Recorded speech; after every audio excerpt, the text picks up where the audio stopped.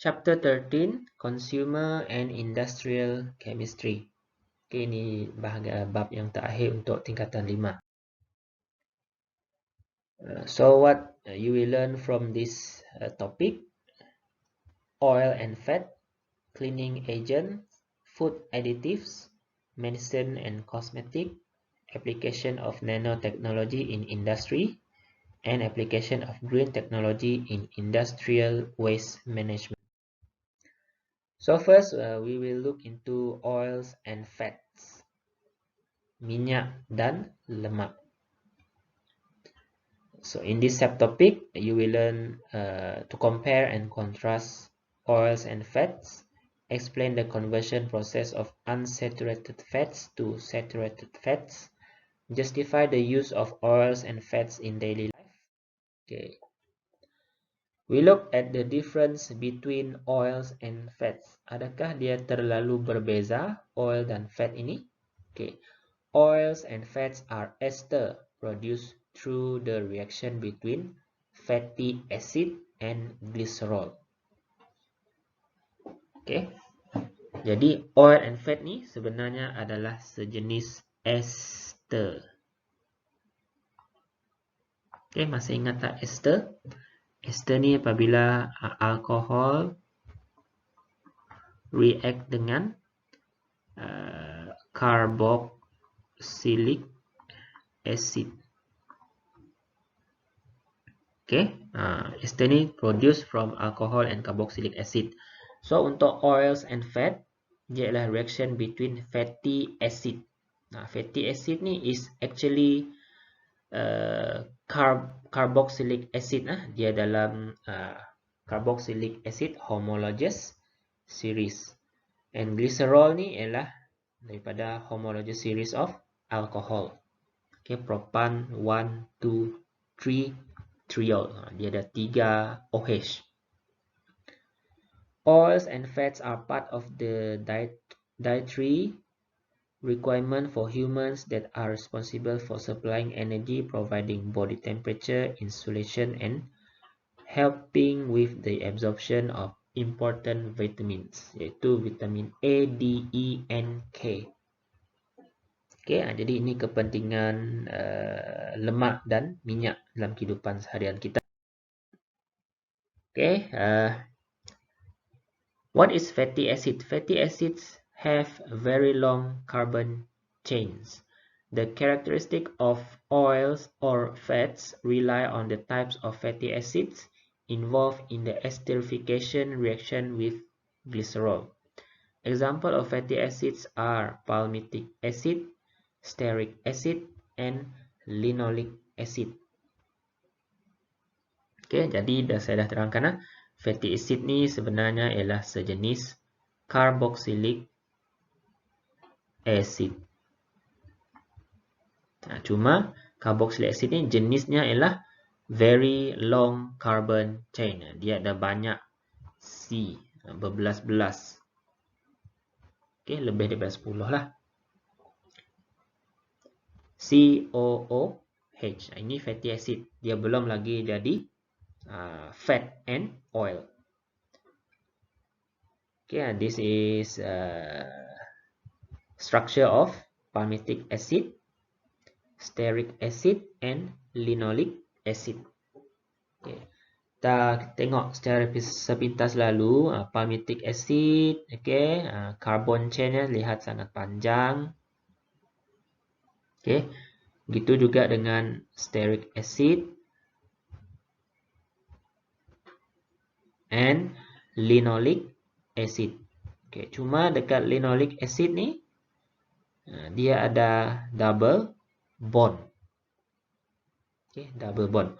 So disebabkan oleh difference number of carbon in carbon chain dan juga type of bonds, ada yang single bond semua dan ada yang double bond. Ini akan mempengaruhi characteristic of oils and fat. An example of an esterification reaction between fatty acids with glycerol to form fat. Okay, ini glycerol sejenis alkohol. 3 karbon, okay, and 3 hydroxyl group. So dia dinamakan 3 glycerol. Propan 1, 2, 3 triol. Okay, and then fatty acids. 1 glycerol molecule react with 3 fatty acid molecule to form 1 molecule of fat. Okay, what is R1, R2, and R3? Okay, the reaction between 1 glycerol molecule and 3 fatty acid molecule forms 1 fat molecule. R1, R2, and R3 represent the parts of hydrocarbon chains in fatty acid and fat. R1, R2, and R3 can either be identical or different. Jadi R1, 2, 3 tu mewakili rantai hydrocarbon dalam fatty acid and fat. Dia boleh jadi sama, jenis yang sama ataupun berbeza-beza sebab berbeza bilangan number of carbon atom in hydrocarbon chain.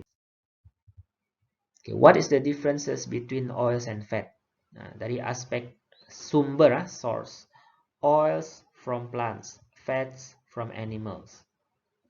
Physical state at room temperature. Oils liquid, fat solid. Melting point, oil low, fat high melting point. Content of fatty acid. Oil have high percentage of unsaturated fatty acid. Fat high percentage of saturated fatty acid. Apa pula unsaturated ni dengan saturated fatty acid? Lepas ni kita tengok. Example of oil, palm oil and coconut oil. Ini daripada tumbuhan, plants. Fats, butter, mentega. Saturated fats and unsaturated fats. Saturated fats contain saturated fatty acids, and unsaturated fats contains unsaturated fatty acid.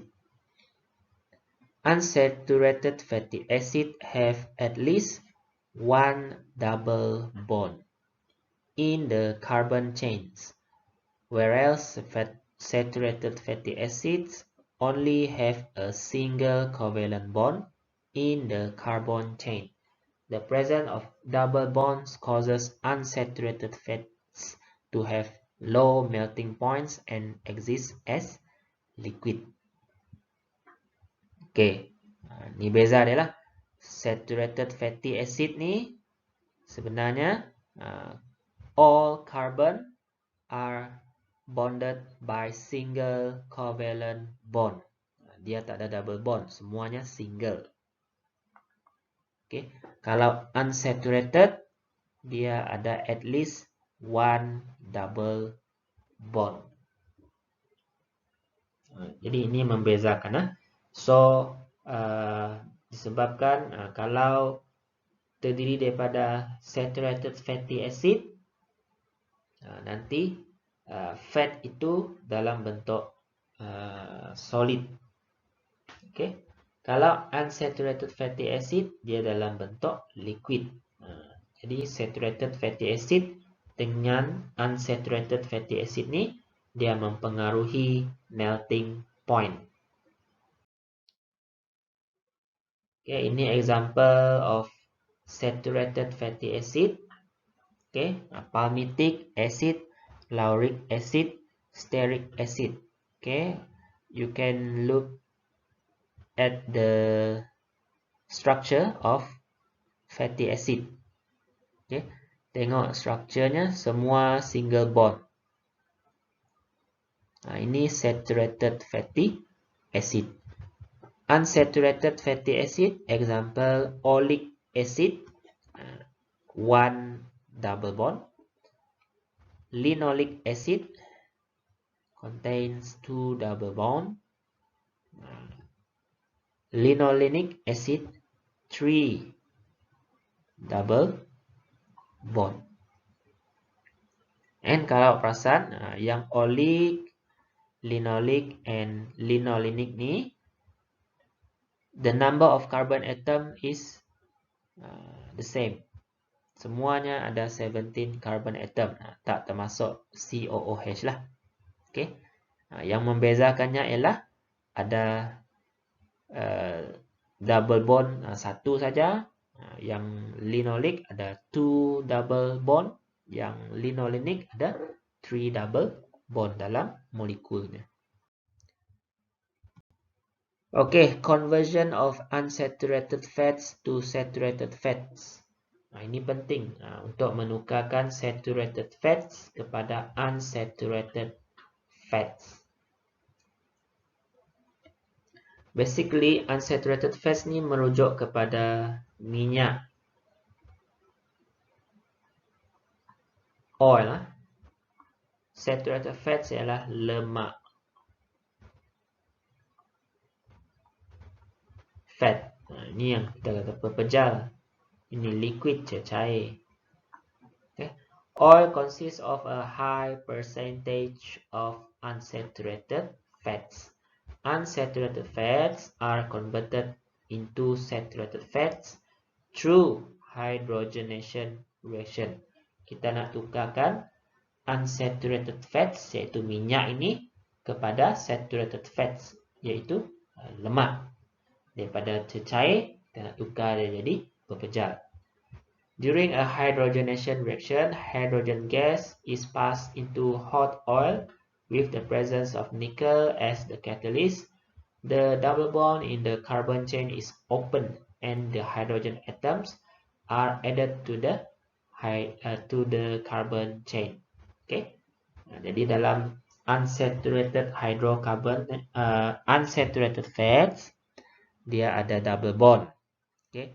Jadi hydrogen gas akan buat new bond, new single bond dekat carbon yang ada double bond tadi. Itu yang dimaksudkan dengan H are added. Okay. Double bond in the carbon chain is open. The addition of hydrogen atom to the carbon chain causes the molecular mass to increase. That leads to the increase in the melting point and boiling point. The situation explains why margarine exists as a solid form at room temperature, even though it is produced from oil. Margarine ni dia dibuat daripada minyak. Margarine pepejal, minyak cecair. Jadi margarine ni ialah minyak, oil yang telah kita buat hydrogenation. Oil ada banyak unsaturated fats. Kita buat hydrogenation, kita tambah hydrogen dekat unsaturated fats supaya dia jadi saturated fat. Bila jadi saturated fat, molecular mass-nya increase and increase the melting point. So dia akan jadi solid lah at room temperature. Okay, ini gambaran apa yang berlaku dalam hydrogenation.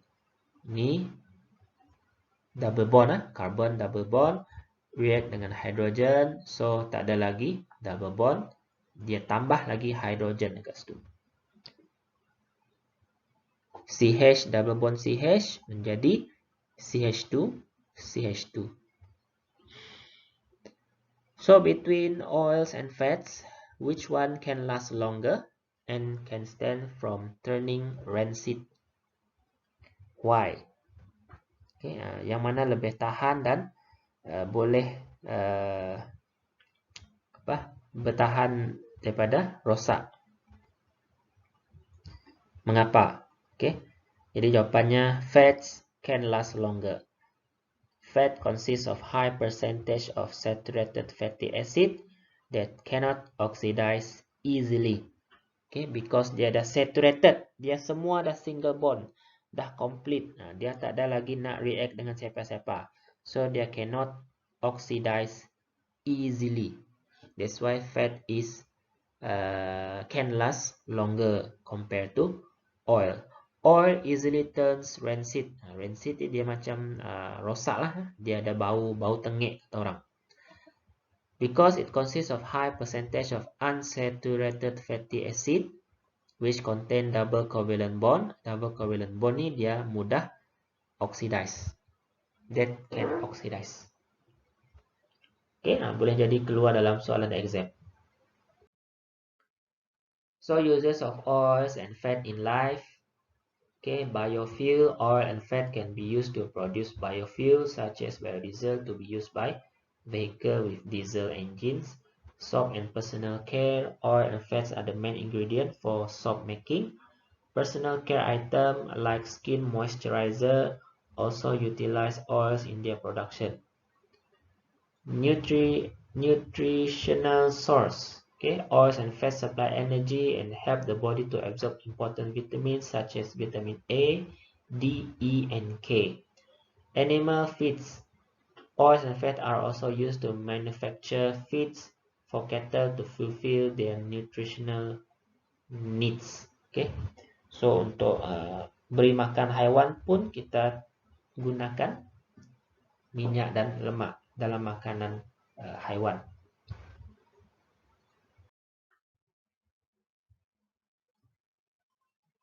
Although oils and fat are rich with benefits, excessive intake in our diet can contribute to heart-related problems, not to mention body weight issues or obesity. The risk of arteriosclerosis or hardening of the arteries is higher if excessive fat intakes are sourced from animals or saturated fats. Okay, jadi ini berkenaan dengan kesan kalau kita mengambil lemak dan minyak secara berlebihan, terutama sekali lemak saturated fat. Okay, dia meningkatkan arteriosclerosis ataupun dinding arteri menjadi keras. Keras sebab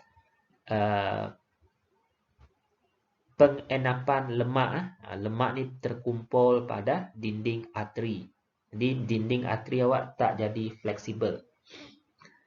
Foods with high percentage of saturated fat can increase the cholesterol. Deposition of saturated fat or cholesterol on artery veins cause blockage of artery, or we call it arteriosclerosis.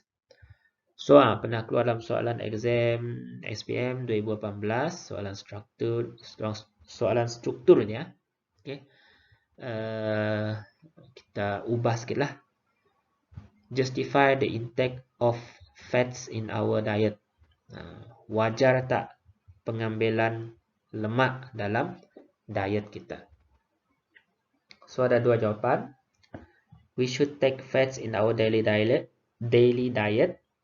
Fats are parts of the dietary requirements for humans that are responsible for supplying energy, providing body temperature, insulation, and helping with the absorption of important vitamins. So ini kita punya markah lah. Okay. Kalau kita setuju. Kalau tak setuju, we should not take fats in our daily diet. Saturated fat in fats increase the cholesterol in our blood and increase the deposition of cholesterol on our arteries and cause high blood pressure and heart attack. Ini kesan buruk lah kalau kita ambil lemak ni secara berlebihan dalam diet kita. So, ini saja untuk pelajaran tentang fats and oil.